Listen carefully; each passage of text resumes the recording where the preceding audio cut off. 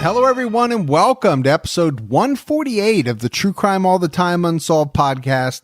I'm Mike Ferguson, and with me, as always, is my partner in true crime, Mike Gibson. Gibby, how are you? I'm good, man. How about you? How you I'm doing great. Yeah? I'm doing great. I love to hear that you're doing well. I continue to be amazed at the weather. And I feel like I'm jinxing myself every time I talk about it. Yeah. But so far, I haven't. Well, The fact that I have not had to get my snowblower out and we're almost to the end of January is blowing my mind. it's definitely strange, It's very strange. but it was very cold this week. It was cold, but I swear that people said we were supposed to have a really bad winter. Yeah. And maybe February is going to be the most brutal February we've ever had. I don't know. Maybe it is. I still don't have a winter jacket yet. We'll see. I was going to buy one. I'm like, this is the year I'm going to finally buy that winter jacket. Like, nah. And you're going to stop wearing that Coast Guard vest from Back to the Future that Michael J. Fox wears? I've got that ready to wear at any moment. Ready to wear? What are Yeah. you waiting on? It's not time yet. A colder day? Yeah. It's a little colder. All right, buddy. So we have some new Patreon supporters. So let's go ahead and give our shout outs. We had Charlie Brown. No way, man. Charlie Brown? Yeah. That's cool. The Charlie Brown. Awesome. Andrew Britton. Hey, Andrew. Alyssa Santos. What's on? Hey, Alyssa. What were you going to say? I don't know. Hold on. Kathy Snyder. Hey, Kathy. Joey Mathowitz. Hey, Mathowitz. Shane Worley. Hey, Shane. Tanya Soul. Hey, Tanya. Olive. What's going on, Olive? Ryan. Hey, Ryan. Carly Elizabeth Hagan. Hey, CEH. Opie Muse. Opie, really? From, like, Opie, like that show. From like the Andy Griffith Yeah, show. that show. Yeah. I could see the wheels were turning. They were there. And I didn't want to get to the point where smoke comes out because Yeah. once you get to there, I feel like you're doing damage. Yeah, it's getting close. Mhm. Yeah. And I don't want it to get that far. We had Sarah Brent, Hey, Sarah. Brenda Brainerd, Hey, appreciate it, Brenda. Jessica Denotter. Ooh, Denata. It sounded like you said Denata. I said Denata. Isn't that like you're welcome in Spanish? Denata. Sure it is. Yeah. Sure it is. Ashley Mulvin, Hey, Ashley. Fred Barnes, What's going on, Fred? Amy Natoli, Natoli. Desiree Clemens, Hey, Desiree. Trisha Copley, Hey, thanks, Trisha. John Macy, What's going on, John? Lucia, Just Lucia? Joe, What up, Joe? Randy Armstrong, Hey, Randy. Stacy Holman, Wow, thanks, Stacy. and Elise Schoen. Leash. Appreciate it. Elise. Elise? Did I say Elise? I probably did. It's Elise. Yeah, I'll go with that. Yeah. So we appreciate all that new support. And then if we go back into the vault, Gibbs, this week we selected Liz Skinner. Hey, Liz. So Liz been with us a long time. We appreciate all that long-term Patreon support. Absolutely. We had PayPal as well. We had Melissa Buell, Hey, Melissa. Candace Zugich, Zukic. Geraldine Jensen, What's going on, Gerald? and Kia Vandeveer. Ooh, Kida Vanderveer. So we appreciate that as well. Yeah, Listen, right now we have a new TCAT episode out. we do. It's on Glenn Edward Rogers. Pretty bad guy. He is a bad guy. Killed in multiple states. Yep. And, this was a guy that used his looks, used his charm Yeah. to meet women at bars. And He was a Casanova. yeah, his nicknames are the Cross Country Killer and the Casanova Killer. Yeah. So you can kind of figure out from there that he's all over the United States and he's using a Casanova approach Yeah. to lure his victims. Definitely one worth listening to. It is. There's also a tie-in to the brand new Patreon episode that we released on Saturday. Right. This is a case that I've been wanting to do for a long time. It occurred in my hometown.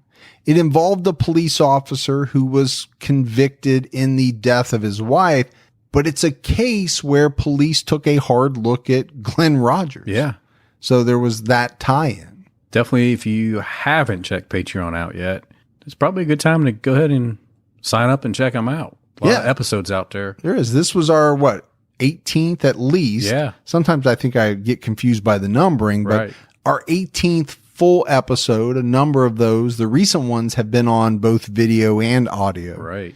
All right, buddy. Are you ready to get into this episode of True Crime All the Time Unsolved? Let's do it. We're talking about the 2002 unsolved murder of Evelyn Hernandez. But this case is not just about Evelyn Hernandez. Evelyn was pregnant. at the time that she was murdered. She was 9 months pregnant. Gibbs. Yeah. She was so far along, she had already named her unborn baby boy. Yeah. She was scheduled to give birth just a few days after she went missing. So she was set to name this boy Fernando. And then if all of that was not bad enough, and we're going to get into the details of that and how bad it was, Evelyn's 5-year-old boy, Alex, went missing the very same day that she did. Yeah. And has never been found. And this is one of those cases, Gibbs, we come across them every so often where they have ties to much bigger, I shouldn't say bigger, more well-known, Right. more infamous cases. There are some possible tie-ins here with Scott Peterson, with Laci Peterson, with that case.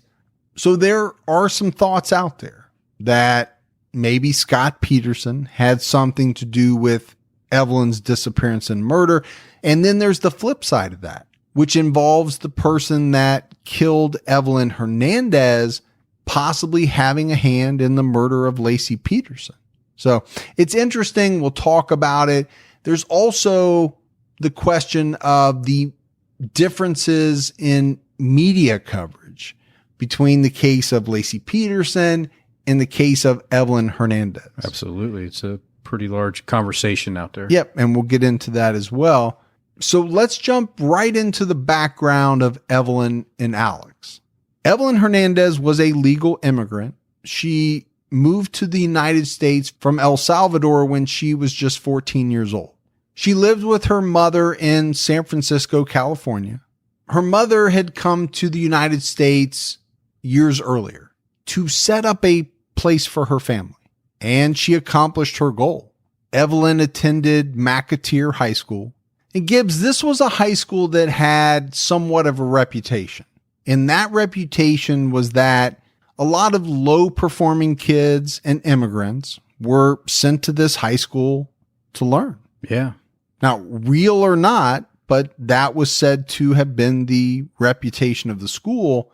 So because of this, Evelyn took additional English classes at the local Latin Center, and she really excelled.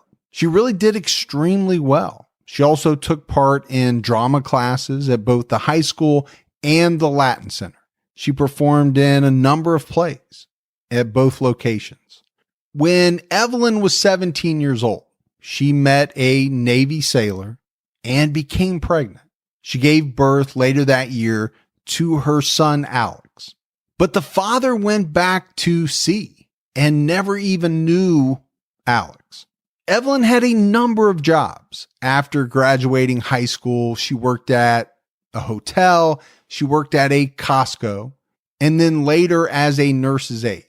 She moved to the Crocker Amazon neighborhood in San Francisco, basically a little south of San Fran and north of Daly City. Evelyn's friends said that she was a very happy person. She was likable. She was friendly to everyone that she met. In 2002, Evelyn was 9 months pregnant with her second child. And we mentioned it. She already knew this was going to be another boy, and she had already named the baby Fernando. The father of the baby was a man named Herman Aguilera. He was a limo driver and an airplane mechanic, but Herman was also a married man, a fact that Evelyn was not aware of. No, she did not know that until she was months into her pregnancy. And even then, it was based on a suspicion, right? She got suspicious. She ended up calling Aguilera's mother, who confirmed that he already had a wife. It'd be pretty alarming, to think that you're in love with somebody and then next thing you find out is you're having their child. All right, let's talk about Alex for a second. Alex was born Alexis Hernandez on November 6, 1996 in Modesto, California. He had brown hair, brown eyes. At the time of his disappearance, which we're getting ready to talk about, Alex was 5 years old. He was 4 foot tall, weighed 45 pounds. He was a cute boy and had a very happy disposition, just like his mother. Gibbs, a lot of people talked about how excited Alex was about being a big brother to Fernando. Yeah. I mean, that's something you look forward to. It's going to be something fun. You get to be the leader of the pack. Get to tell somebody what to do. Hey, little brother. That's what big brothers do. Yeah. So this brings us to April 30th, 2002. Evelyn got ready for bed that night and she made a few phone calls. She called her sister in Virginia to give her an update on the pregnancy. Then she called her other sister that lived in the nearby area of San Francisco to talk about the same thing. Evelyn got Alex to bed, and then she made a phone call to her ex-boyfriend, Herman. The two talked about their plans for the next day. Gibbs, I think what's important to point out is that Herman had recently broken up with Evelyn. Yeah. Apparently, he ended the relationship after she found out that he was married. It's kind of ironic. Normally, you would think it would happen the other way around. Right. Yeah. Well, I'm sure that conversation didn't go well. The next day, May 1st, Evelyn had a busy day planned out. She needed to go shopping for some items for her upcoming baby shower. She got Alex up, got him dressed, and took him to Buena Vista Elementary in San Francisco's Mission District for morning kindergarten. She then ran a few other errands. Evelyn made a stop at her bank and she took some money out of the ATM. And then later she went back to Alex's school to pick him up. And Gibbs, the last people to see Evelyn and Alex were a couple of people at his school that day. Yeah. From this point forward, no one sees them again. Evelyn and Alex have gone missing. There's no sightings. Police aren't able to track Evelyn's cell phone. They take a look at her bank records. There's no charges. There's no evidence of any activity on her part whatsoever. Yeah. They're just flat out gone. 6 days later, on May 7th, her ex-boyfriend Herman called the police to report her missing. But police at that point were not convinced that they had a missing persons case on their hands. Police thought that it was possible that Evelyn didn't want Herman around when the baby was born, so she drove to another city to have the baby and took Alex with her. Adding to this theory by police was the fact that Evelyn's mom had recently gone back to El Salvador to visit family. Gibbs, there's a couple of strange things here that I really feel like we need to dissect. Yeah. Evelyn's about ready to have this baby. My thought is she would have an OBGYN. She would have a birthing plan, right, that included the fact that she was going to deliver at a certain local hospital. Yeah. Insurance or no insurance, I'm sure at this point she has seen some medical professional to tell her, hey, this is your due date. This is when you're going to have the baby, right? Come to this hospital to have it. And then the other issue that I have is her mom left the country when her daughter's about ready to give birth. Yeah. That just seems so strange. Now, I think that part is a fact. Right. That her mom left the country. That's not a theory, but I think it helped bolster maybe this strange theory that police came up with that Evelyn had left on her own accord. Right. It just doesn't make a lot of sense to me. And it was 4 days later, on May 11th, that someone found Evelyn's wallet in an abandoned parking lot about 3 blocks from the limousine company where her boyfriend Herman worked. Inside the wallet, they found a disability check from the state made out to Evelyn. Also inside was about $40 in cash. Days later, the police went back to the place where the wallet was found and they searched a canal near the parking lot, but they didn't find anything. And then about 2 weeks after finding the wallet, the police switched their focus to a missing persons investigation. It seems like it took them quite a while. Yeah, I mean, this whole thing just sounds really delayed. And it really sounds like they had a kind of a laissez-faire attitude about the whole thing. Yeah. I mean, you find a wallet in a parking lot of someone that's been reported missing. Nobody took the cash, right? I mean, if it was robbery, there wouldn't be any cash in that. You know that cash would have been gone. And it takes you another week and a half after that to finally make the decision that we might have a missing persons case on our hands. That is very strange. Yeah, I think so. I mean, you know that you have a pregnant woman with a 5-year-old missing. I don't know.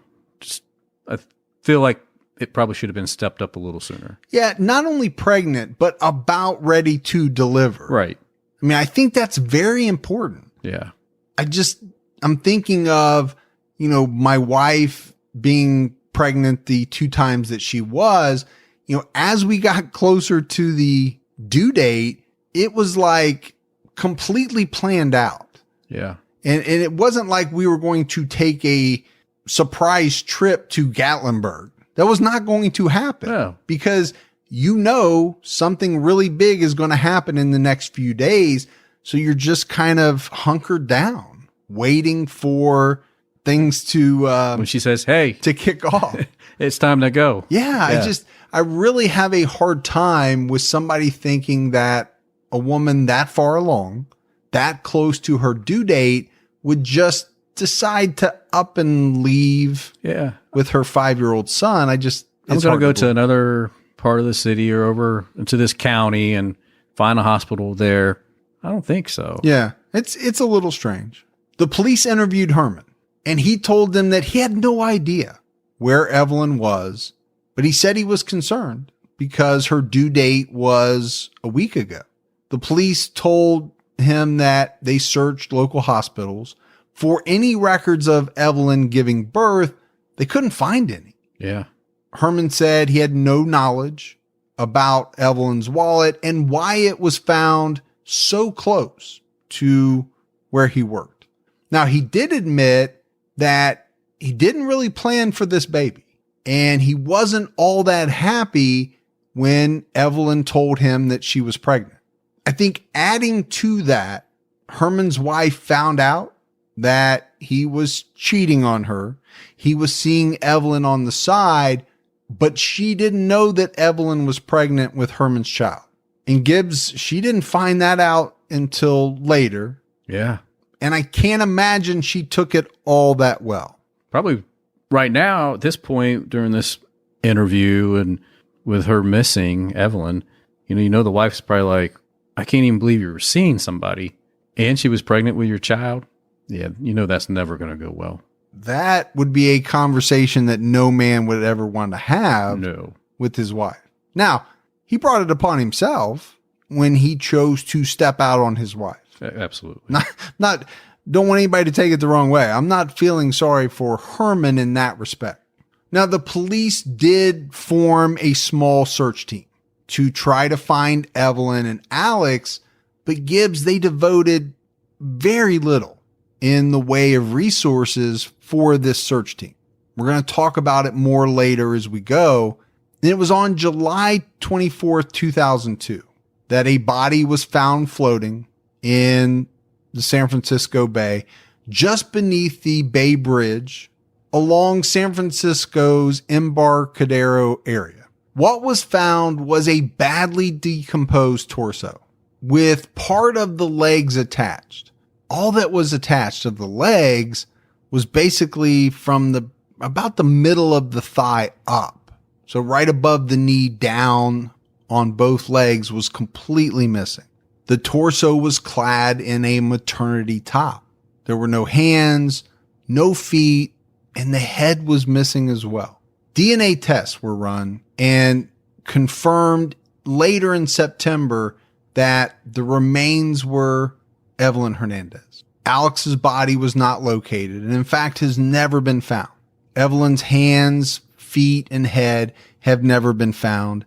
And her unborn son, Fernando, also has never been found. This is a heartbreaking case, Gibbs. Yeah. I mean, you have a mother about to give birth to her second son. Obviously, something really bad happened to her. Right. At this point, we don't know what happened to her son, Alex. We don't know what happened to her unborn son Fernando.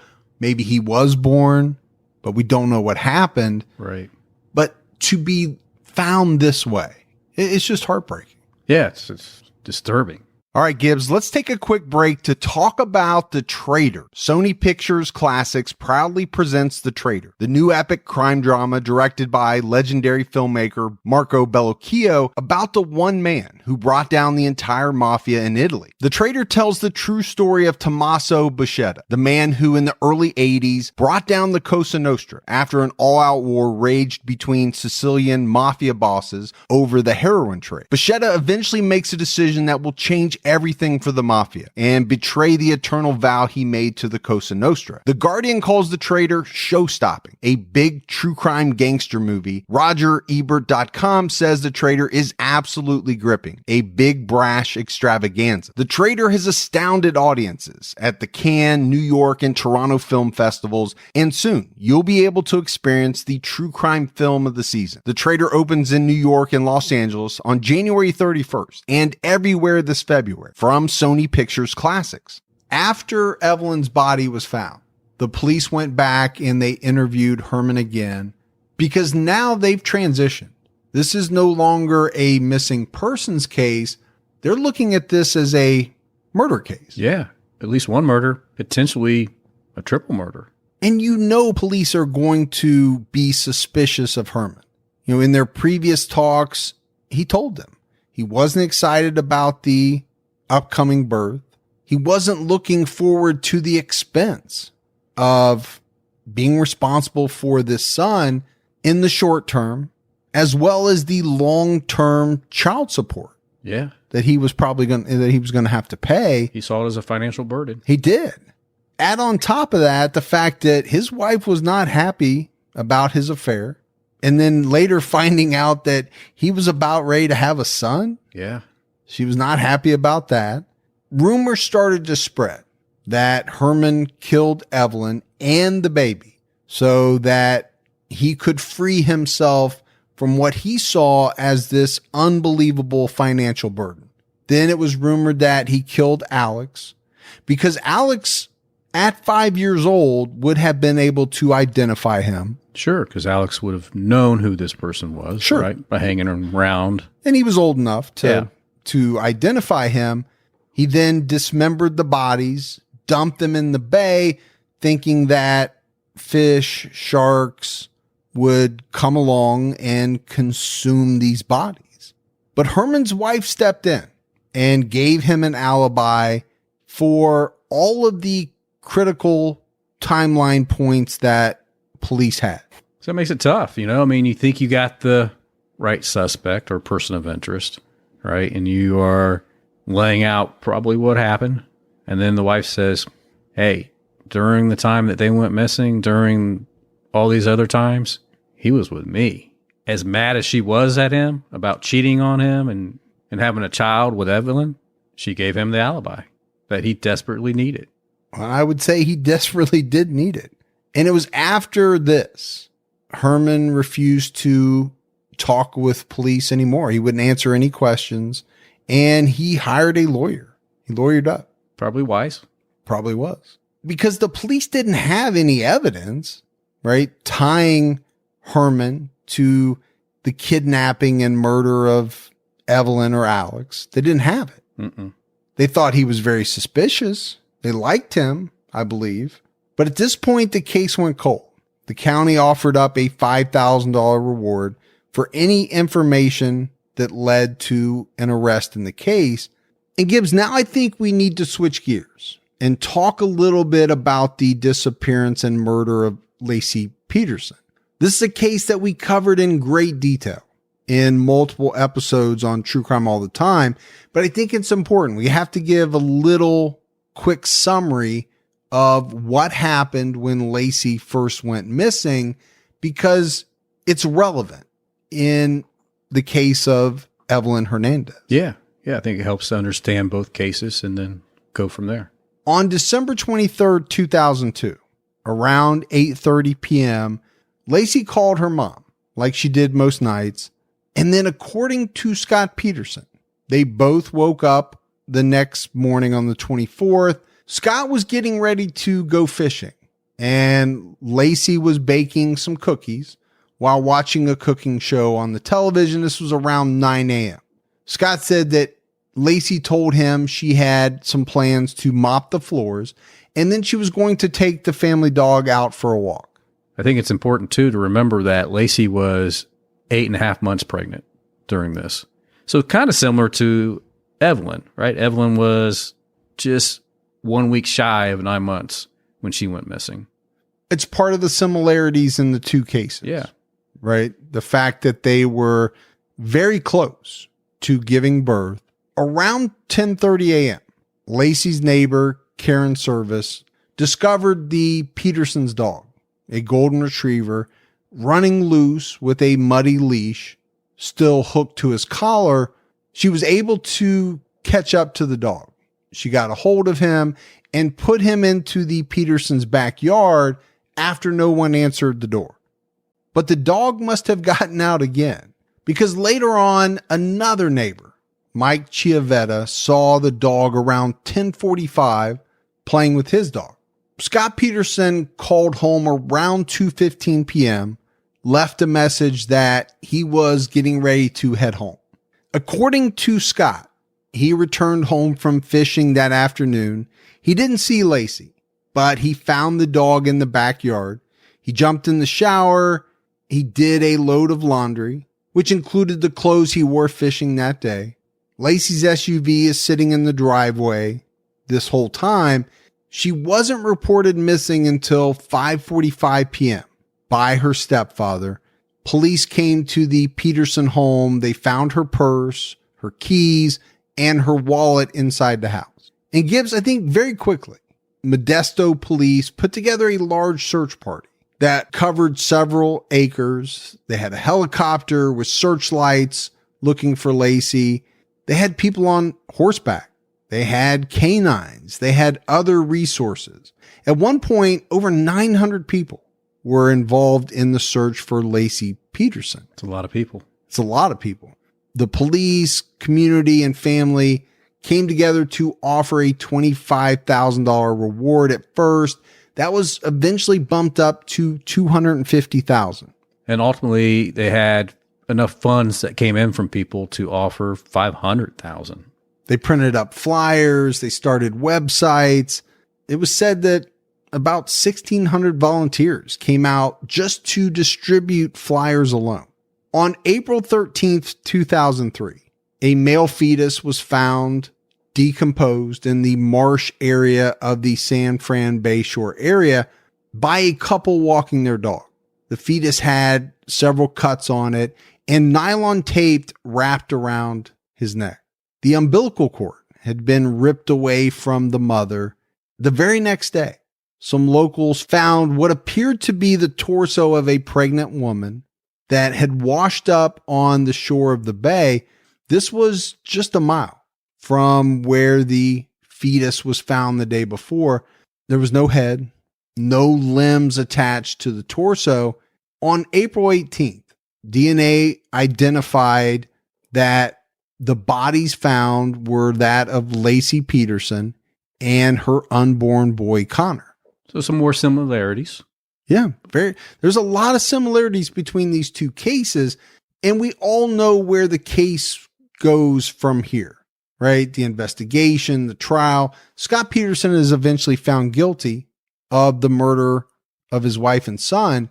But Gibbs, the reason why we bring all of this up about the Laci Peterson case is that there are a lot of people to this day that do not believe Scott Peterson killed Laci and Connor. Right. I mean, we heard from a lot of people after we did the episode on TCAT. Some people believe that the same person that killed Evelyn killed Laci and Connor. Yeah. And Scott Peterson's attorney, Mark Garrigus, very famous attorney, he tried to raise that point at trial. He tried to show the similarities between the two cases and between the victims. The prosecution countered and argued that the cases were not similar at all. Right. Now, there's another camp that not only believes Scott Peterson killed Laci, but they believe that he may have killed Evelyn as well. And you mentioned it, Gibbs, right? That these two cases are somewhat similar. And on the surface, they look very similar. You have two female victims, both pregnant and both very close to their due dates. They're found in the bay with no head, no limbs. There is a theory that there's a serial killer out there who likes to murder pregnant women. But the police have been pretty straightforward, coming out and saying that, they don't feel that the cases of Evelyn Hernandez and Laci Peterson have any connection at all. They have some similar circumstances. Right. Yeah. Both women were pregnant. The bodies were chopped, found, tossed in a bay. Police do believe that it's possible that Scott Peterson could have read stories about Evelyn and use them to help plot out his wife's death. Yeah, I guess if you saw an article about a pregnant woman being pulled out of the bay and you're trying to find a way to take your wife out. Yeah, I mean, if you want to say it's possible, sure. Sure. Anything is possible. Yeah, absolutely, yeah. I mean, you can say that about anything. But, the difference between possible and probable, to me, is a pretty big difference in a lot of instances. It gives, I think, looking at the cases of Evelyn Hernandez and Laci Peterson, both bodies found with no head, no arms. I think a lot of people, probably most people, would believe that they were dismembered. Right. Because you hear a lot of that in murder cases, true crime stories. But there is a medical examiner in a neighboring county that said there's no proof that either woman was actually decapitated, no proof that a sharp object was used to remove their heads. And he stated that, just being in the water for a period of time, plus decomposition and fish and other, water creatures, right, could have potentially removed both the head and limbs. Yeah, I mean, that seems logical. I mean, that is the San Francisco Bay. A lot of sharks. Well, there's definitely things in there that will eat. And if the body got to the bottom, I'm assuming the crabs and stuff would have attacked the body somehow. Yeah, I think there's a number of different scenarios. It's part of what makes these cases so mystifying. Yeah. Right? There's questions that you try to answer. Some of those answers make sense. Some of them don't. But I think a lot of questions have many, many possible answers. It could be this. It could be that. Right. It could be 10 or 20 other things that happen. Now, we talked about the similarities between Evelyn's case and Laci's case, but there are definitely some differences between how the two cases were handled. I don't think there's any doubt about that. Well, I think you could hear it throughout the episode. Yeah, this was an episode that there just wasn't that much information out there on the disappearance and death of Evelyn Hernandez. You can find reams. You could fill a whole library with the information that's been written about the disappearance and murder of Laci Peterson. Yeah, absolutely, man. And there are some articles that have been written asking this question. Why did Evelyn Hernandez get less attention, less help, less resources than, let's say, someone like Laci Peterson? Yeah. The question they've asked is, was it because she was Hispanic and Laci was Caucasian? You can look at the reward money. You can look at the amount of people that came to help in the search efforts. Yeah. I mean, you look at just the resources that the police used or didn't use in Evelyn's versus what they used in Laci's. Yeah. I mean, then you just look at the news, right? I guarantee you very few people have ever heard of the name Evelyn Hernandez in this case. But everyone listening, knows exactly who Laci Peterson is. They know who Scott Peterson is. They can probably tell you every detail of the case. The San Francisco Chronicle admitted that they only ran 4 stories on Evelyn when she went missing until her body was found, and never on the front page. But then they turned around and ran 32 stories on Laci up until the point she was found. And then a whole bunch more after. Yeah, and they ran some on the front page. That's a big difference. It is a big difference. And, it reminds me of some of the unsolved cases that you and I have done where we've talked about what is known as white woman syndrome. Yeah. I mean, that's what it's called.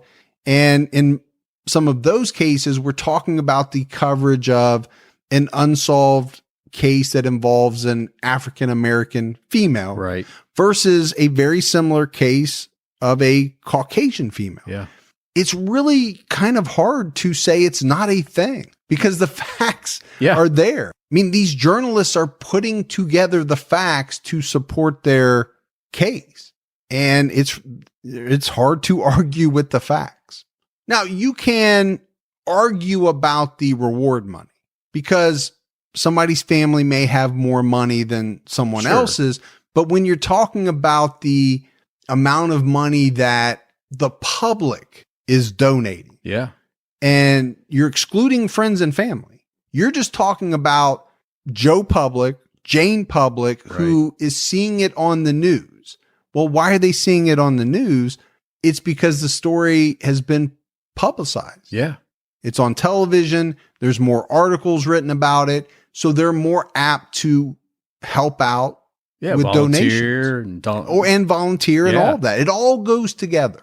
So you do a disservice to Evelyn and her family by not putting it out there as you would any other case. Yeah.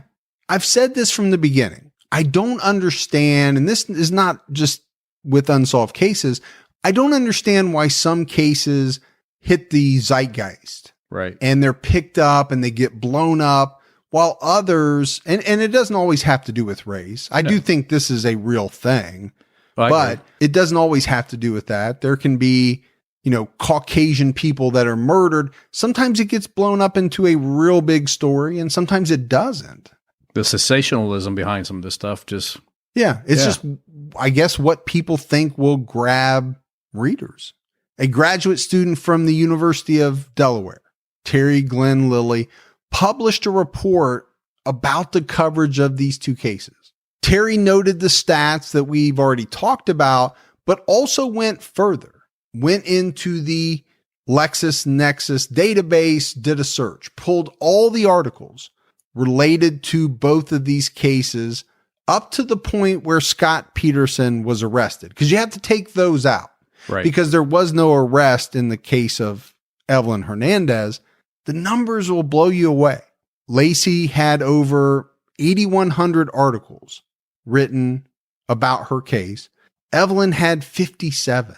This is nationwide. Yeah. And it may have gone further. I don't know, but at least in the U.S. That's a huge impact. It's a very large disparity. Yeah. But those numbers don't even tell the whole story. Terry went on to say that of the 57 articles written about Evelyn Hernandez, 41 of them combined the Laci Peterson case. Yeah. Just talking about how it was similar. Right. So she wasn't even getting the story to herself. No. So when you subtract those, it means that only 16 articles were written solely about her disappearance and murder. And that's very sad. It is. It is very sad. And Gibbs, here's a stat that I think should scare the bejeebies out of everyone. Yeah. During the 12-month span of time where Evelyn was missing and Laci was missing, it wasn't a complete overlap, but you know what I'm saying, right? 12-month period of time. Just in California alone, there were over 15,000 women that were reported during that same 12-month period. It's extremely scary. Yeah, and many of those women were found later to be murdered.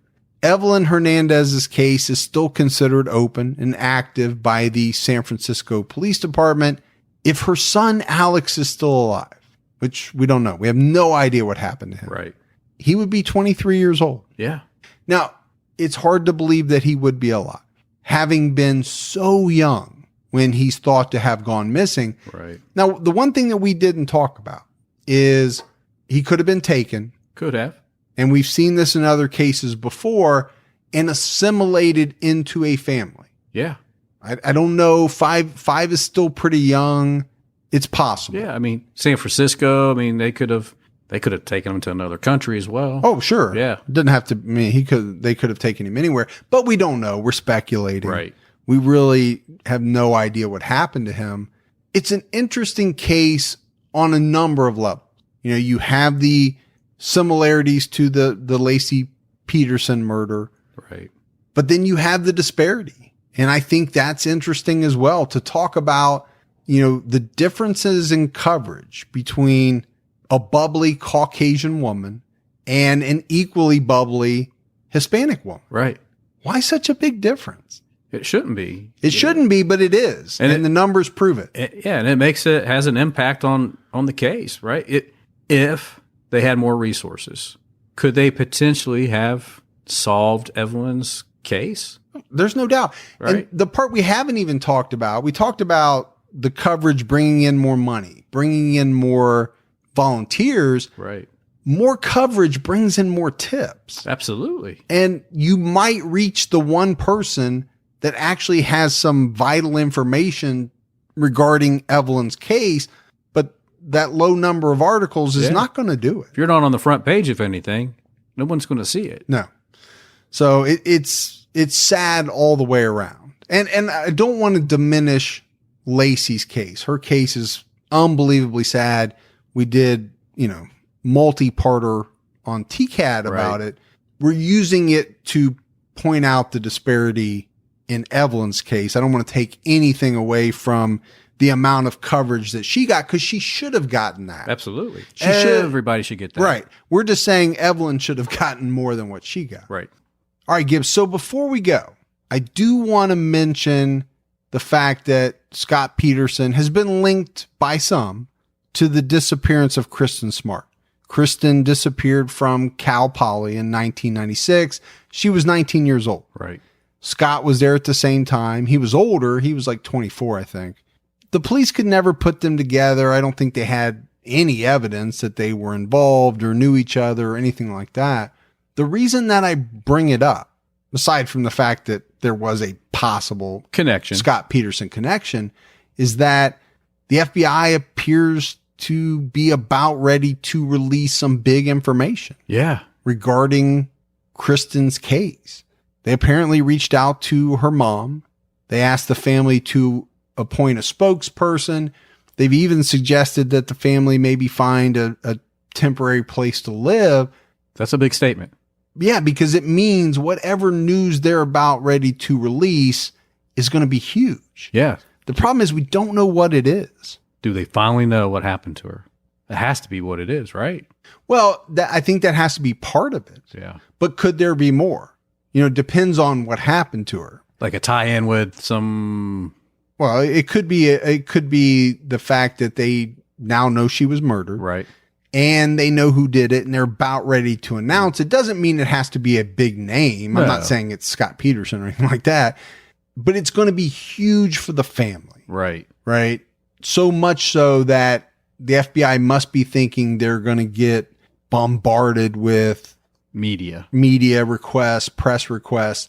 Why else would they say, hey, you might want to find somewhere else to live for an extended period of time, because this is going to, it's going to be big news. Yeah. Wow. And if the family knows, they're not saying, at least in the things that I've seen. Yeah. But the thing is, the news may be out by the time this episode drops. It's one of the other reasons why I wanted to mention it. The timing of when it's supposed to be released is either right before, right around, or right after this episode. So it'll be interesting. It's something we can talk about next week for sure. 23 years, right? 96? Yeah, so she went missing in 96. She would be, if she was alive, she would be... about 42? Yeah. Give or take. Wow. Yeah. Well, hopefully the family gets some closure out of whatever this information is. Yeah, my gut feeling is it's not going to be good news. Right. There's no way that they're going to come out and say they found her alive. Right. Because they wouldn't put the family through weeks of waiting to find that out. Right. Or reuniting them with Kristin. I just don't think that's going to be the news. Unfortunately, I think it's going to be a bad news, but it might be followed with, like you said, some closure. This is what happened. And maybe even we know who did it and we're going after him. Yeah. So, but we'll see. But that's it. That's it for the case of Evelyn Hernandez. We got some voicemails. Yeah, let's hear 'em. Want to check those out? Hi, my name is Ashley Cruz, and I was calling because I just love you guys' podcast. I drive DoorDash, and so I listen to it for hours at a time. I was pretty excited to see you guys did Zachary Ramsey in Unsolved this past week. My dad was in the FBI for 30 years. He retired as an SAD in 2016, and the Zachary Ramsey case was one of the cases he helped on. I remember that time. I was around the same age as Zachary, and my mom wouldn't let my brother and I walk to the bus stop on our own and stuff. And one thing you guys didn't touch on a lot is his mother's kind of obsession with the psychics. My dad I remember him talking about how the woman would drive them nuts, bringing in psychics all the time, telling them where their son is and what happened to him. And the reasons that she did not believe that he was dead was, well, probably partially because she's his mom. You don't want to believe that. But also because a psychic told her that he was alive and in, like, Italy or somewhere like that. Anyways, thank you so much for your guys' podcast. Keep your own time ticking. Well, thank you for the voicemail. Yeah. I didn't see anything about that in the research, Gibbs. Did you? I didn't remember seeing anything. No. Oh, interesting. Oh, it's always interesting. And like we said before, we love it when people call in and they have information that maybe is not out there. Yeah. I mean, her dad could possibly would most likely have information that, wasn't reported. And maybe that's why, his mom stopped the trial from moving forward. And was so fervent in her belief that he was still alive. Hi, my name is Ray. I am a new listener. I just found your podcast. I actually binged all of your true crimes all the time, and now I'm on the Unsolved. I had a suggestion. I am from a small town in Utah called Vernal. There is a woman who has been missing for years. Her name is Rhonda Faye Karen. I think it would be interesting if you would look into that. I just want to say thanks for driving around Houston, Texas with me as a truck driver and keeping me occupied. Thank you. Bye. Awesome. We love Houston, Texas. Yeah. I love Houston. It's one of my favorite places. I like Dallas too a lot. You just like wearing your hat. I do.